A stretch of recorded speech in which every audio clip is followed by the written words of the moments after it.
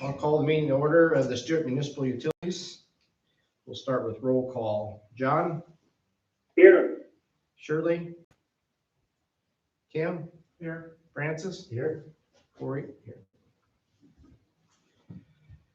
Agenda approval, consent agenda, minutes of the regular meeting from June 10th, 2021, financial statement as of June 30th, 2021, and bills as presented. Do I have a motion? I'll make it. Motion by Kim. Do I have a second? I will. Second by Francis. John, how do you vote? Aye. Kim? Aye. Francis? Aye. Corey? Aye. Item 5, water project update. Jeff Godwin, Schneider and Associates. Yep.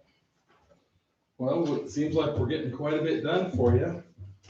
We've got the water tower all packaged up, ready to go in for permit and review with USDA.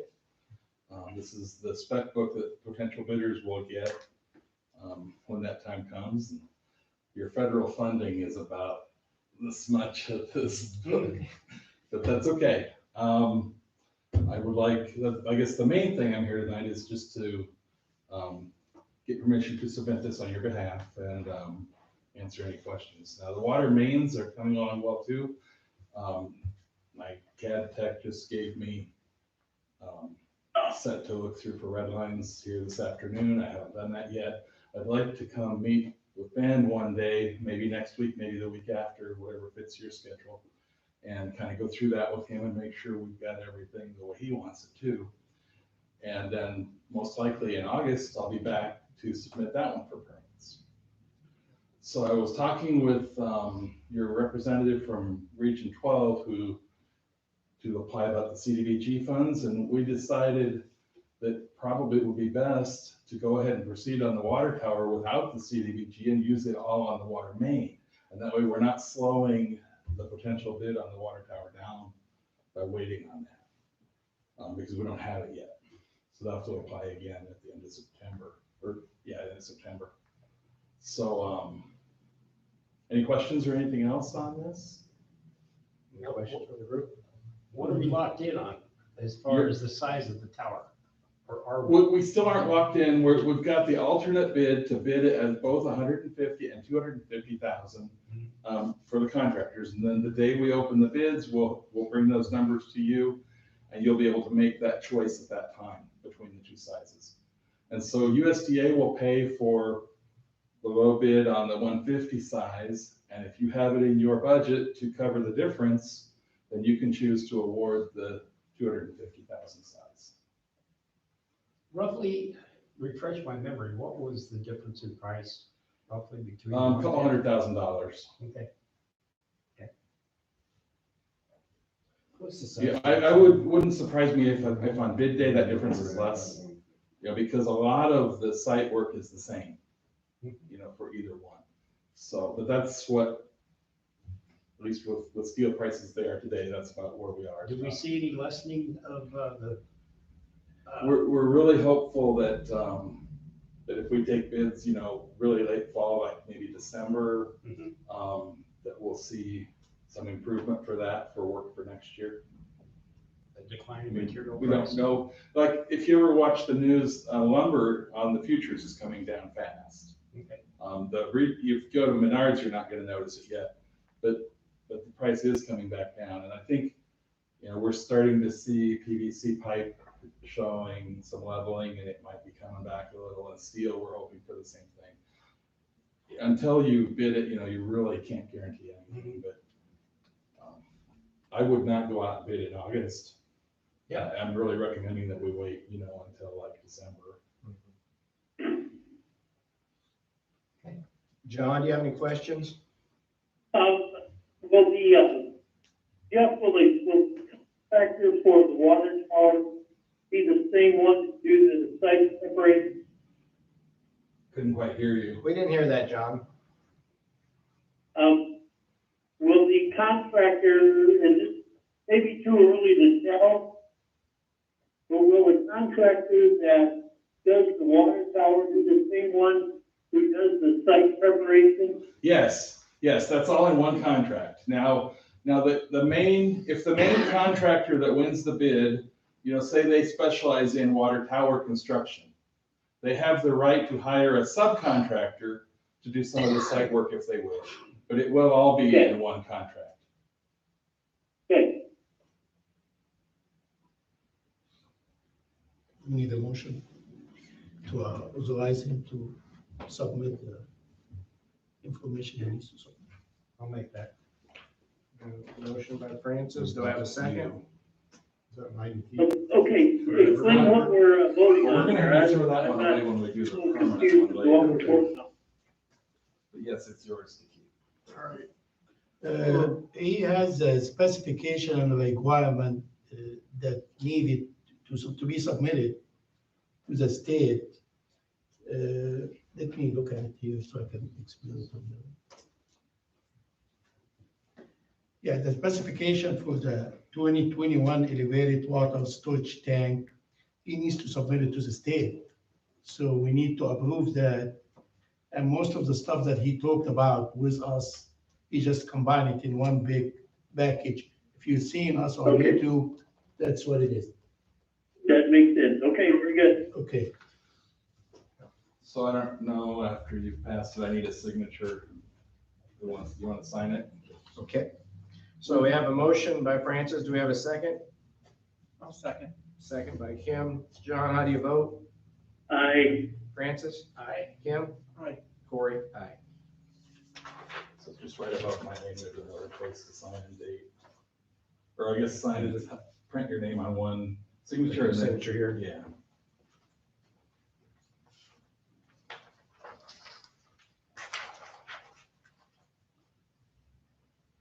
Do you need my title or anything? No. Doesn't say it. Okay. It's just the one spot? Yep.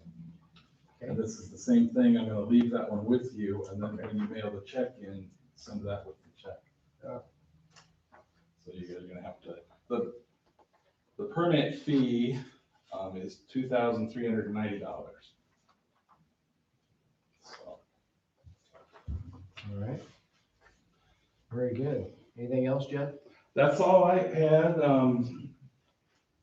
Like I say, everything's going really well. How soon do you think the water main? I'd like to be here next month to Next have the month, same okay. book for, to go in for permit with those. It could be September, but I'm really aiming for next month. Okay, great. All right. Anything for Jeff before we let him go? thank you, Jeff. Okay, hey, Thanks, thank you. Thank you. Thank you. Yeah, thanks a lot, Jeff. We'll move to item 6, South Substation Computer. Is that SCADA update? SCADA update. Okay, so we got a system in place where we can run the generators at the south substation. We can do it up here. We got a fiber line. It's called SCADA. There's a computer program that goes along with that. It's over 20 years old, and the program is failing. It's every, Yeah, I don't think that thing ever worked. I don't think that ever worked. oh, it worked pretty well, actually. Oh, did it? Well, I remember having a lot of trouble with it from time to time. Oh, well, the only trouble we have with it now is the system is so old and it's not supported anymore. And Okay. it's lasted for 21, 22 years. So what we're looking at is replacing it. And if we replace it, they claim we'll get another 20 years out of it. And that, Okay, it allows us to pull in data from the generators out there as they're running, and we can do that up here at the light plant. And it's all integrated, tied together. So I got some bids on it, and I included it in the package. And the guy that I always call and talk to, he come up with his bid for coordinating everything, and he's gonna do a little reprogramming for us. And his bid was the $6,425. Now, the program itself is a little more spendy than that. The program itself comes in at $27,411. And, I figured it out. So for a total, it's like $33,800 is what it is to update this. And we'd have to buy probably a laptop for it for out at the south sub maybe on top of that, but this is the latest and greatest price I got from probably a month ago to upgrade this program so that we can still do that. What's our options if we don't do it? We have to run out there and run the generators and go out there and collect all the data. And with the way things are going now, SIPCO has put us on, well, we actually ran for SIPCO back in February when it got really cold. And they have put us on call about 4 other times during that little heat wave we had. And to run for them so that they have enough energy. And if it's gonna be a commonplace thing, and we'll be lucky to get through August without having to run for SIPCO. And it's a whole lot easier to do it from up here than out there. That's kind of why the system was put in the first place. But with the way things are going and all this renewable energy that can't meet the demand on a hot day or a really cold day, as we see, we're gonna be running a lot more. And it's gonna become commonplace that we can, it would be nice to be able to run them from up here at the light plant. We'll still go out there and check on things occasionally as they run, but that's gonna be a new reality for us, is running our generators for SIPCO. And that's part of the contract we have with them. That's why they give us they give us about $6,000–7,000 a month just to have that capacity. It comes right off the top of our bill. So this is basically just to kind of replace what we have right now and make it work again. Yeah, this kind of, my understanding is this kind of, helps all our equipment work better by doing it this way. It could, it does. I mean, I don't know if it makes it work better or not. It just makes it operating a lot more now. And because we haven't had to do this for SIPCO for years.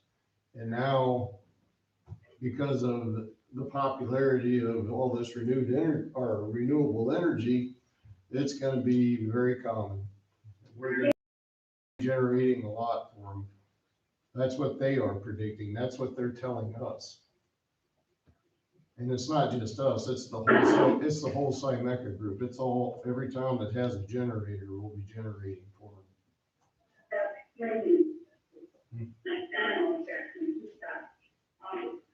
We have funds in the budget. Well, we can make it work. There's money in the budget for it. I made room for it when Ash and I talked about it earlier this year. So the money is there to do it. How soon can be done? Probably by fall. Depends on how soon I get back to them. They say when they come in and start on it, it's only gonna take them a week to do it. Maybe not even a week.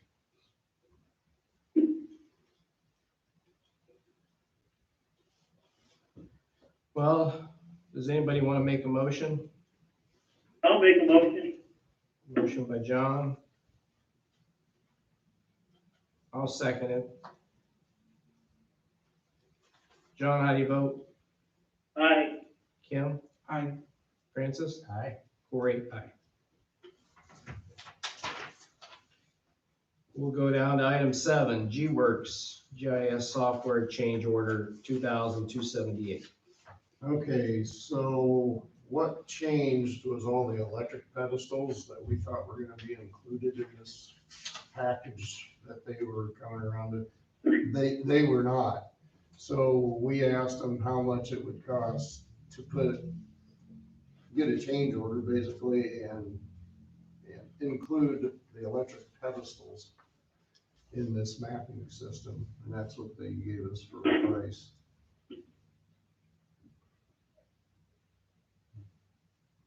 And we got a lot of electric pedestals, and we're gonna be putting in more, so How many is this for?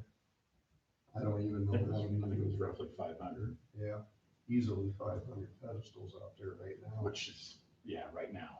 Yeah. I'd say, so, yeah, there'll be Most of them are over there and a few on the north side, but we're gonna be adding a lot more, so. It's really not that bad of a deal for how many we have, Mhm. because we do got a lot of them.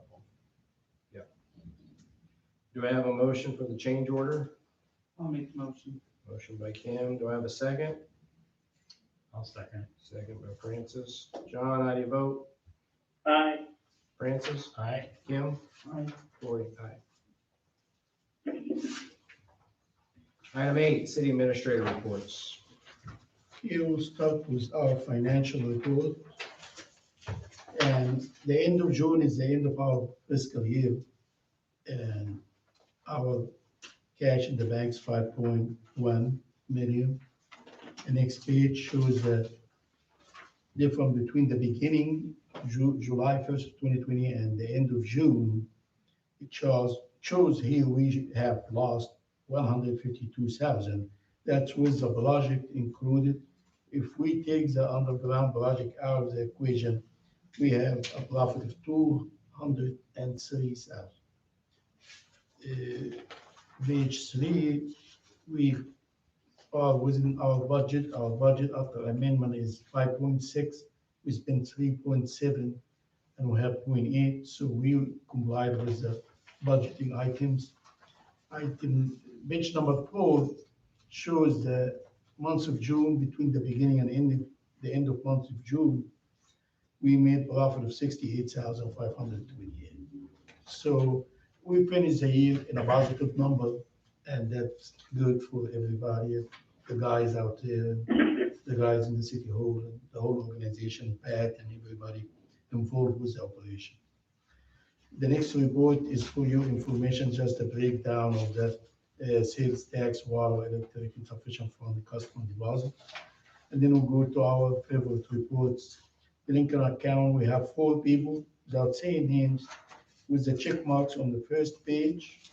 You have 1, second page, another 1. And then you go to page number 4, has the last 2, and that in from page 5, that report. The next report, the Lincoln account bearing for, there is no change, that take us to page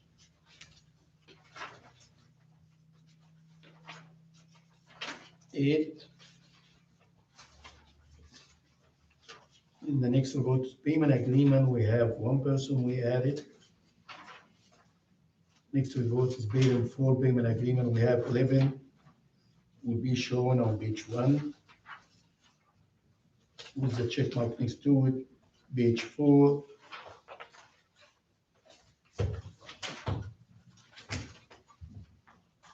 Two on page 5, 6, 1 on page 2 on page 7.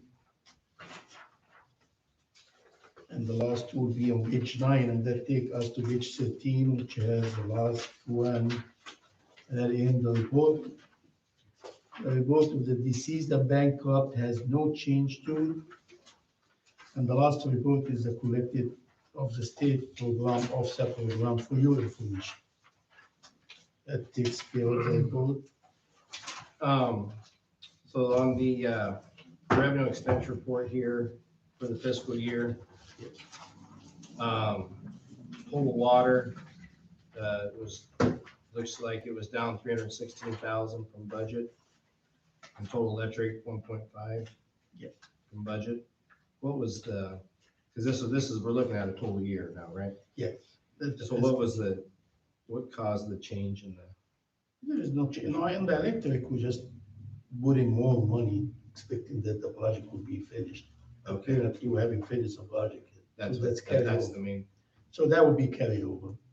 On the electric, when we amend it, we try to have caution, just in case something happened, the unexpected. but nothing happened. Okay. So that's the reason we see Okay. there's a caution. Very good. Yes. Any questions on the reports? Thanks, Ash. Thank you, sir. Item 9, public forum. Can I mention something about the wells? I didn't know if we discussed that at all, or did you already? I haven't told anybody about the wells, Ben, and you will do it more justice than I will. Well, there's not much to it, but, so when we ran last time, at the very end of our run, a little over a month ago, our number 4 well quit working. We had Northway out to pull it and diagnose it. The motor had gone bad. I think it's just due to age. We didn't attribute it to lightning strike or anything, but anyway, on a water watch, and just with the hot, dry weather, we really needed to get this back in service, so we have our wells this summer more. So, normally we would ask before we made a purchase like this, but we haven't yet even got the bill for it, so I can't tell you exactly how much it's gonna be. Somewhere in the area of probably $8,000. It'll work in our budget. It just something we kind of needed to act quickly. So anyway, we went ahead and put a new motor in. We disinfected. We got bacterial results today and we passed. So our wells are back in service now. So anyway, I just wanted to make everyone aware that we did that, and you'll see that probably. Probably next month we'll have to do. How many wells do we have over there? 2. Yeah, we have 2 wells there that are active, and then we have this old Jordan well on standby, which real briefly, the DNR was really pressuring us to fill that in. Every year they every 3 years when they do our sanitary survey, that's always a recommendation that because we don't use that well, they'd like to see us fill it in, but it's such a valuable asset. We know now that well, to drill another Jordan well like that would be about $2 million. So you really don't want to abandon it. Just to fill it was probably gonna be $60,000, $70,000 just to abandon it. So we talked to the DNR and kind of worked out that if we could prove that the well was in structurally good condition, we could maintain it just as in its current state. There's not even a pump installed in it. So we did have Northway out here. This was in a couple months ago, so this was last year's budget. They televised it, and the well is in good shape. So for the time being, we do still have that Jordan well, and one day, we could use that if we had to. So, Well, would there be any benefit to cycling that into the mix somehow? well, Because sometimes if you let them sit too long, they don't run so well. yeah, this one, there's not even a pump in it. This well is about 2,800 feet deep, and it's in pretty good shape. If we did blend it, it would increase our capacity, but there's a fair amount of contaminants in that well, and that's why we quit using it. If we ever went back to using it, we would probably be talking a new filter plant, a new treatment facility at that time, like reverse osmosis or something. So, it hasn't been used since the late 90s, and it doesn't seem to be, it's kind of holding steady as far as condition goes. So it's got a lot of capacity. It's there when we need it, but we probably won't do anything with it until we build a treatment plant. Or if the DNR requires us to pump it to waste regularly, then we would have to throw a pump in. But I don't think we're gonna have to do that at this time. So. Is it possible we can run all the water from the It would be unlikely, but unless things change and we start getting a lot of rain, yeah. We had this. We're only allowed so much water from Zeke. Okay. I mean, what has it been? I don't know, is it 500? 500 is what our contract says, but if they got in a situation where they couldn't keep up and they couldn't supply us that, that could happen. We had an issue here just, I don't know, a few weeks ago where we were pumping about 300,000 gallons a day, which is very high for us. And I think Zeke had some capacity issues because their tower got a little low, and then that affects our chlorine residuals. So I know when it gets, for the most part, I think Zini does a great job, you know, supplying us what they say they will, but when everyone's just got these super high usage days, that's where, you know, if that happened and there was an issue, they call us and said, we're having issues, you know, we can just flip our pumps on and then we're running and we're ready to go. And so I hope that doesn't happen, but it's a possibility when it gets really dry like it's been. So really, that's why we put that voluntary water alert in place. It's all set up. It's, the system we're gonna use is a little old. It could probably be updated. But basically, following what Des Moines Water Works does, since that's where the majority of the water comes from. If they're seeing a shortage, it's kind of a trickle down effect. Sure. All right. And how many years, Ben, had it been since we had anything like that, like, I don't, go ahead. I was gonna say, I don't think we've ever used any of our ordinances as far as water restriction. We've kind of thought about it once or twice, but we've never had to put any in action. But we've got steps. This is the voluntary step, and then it goes up to, there's like a tier 1, tier 2, and then the last one is a water emergency. And each step of that, we have things in our code already that allows us to enforce these restrictions on people as far as when and how they can use water. And it goes anywhere starting from fines. It starts off with, you know, written warnings and verbal warnings, and then fines. And in a case of an emergency, we actually have the right to disconnect people if it gets that bad. The chances that, you know, but we have all this stuff in our ordinances already. So. Thanks for the information. Any questions, anybody? No. Any other items? Discussion? I'm good. All right. Meeting adjourned. Thanks, sir. Thank you. Thank you, everybody. Getting all Thanks, coked Joe. up, bud?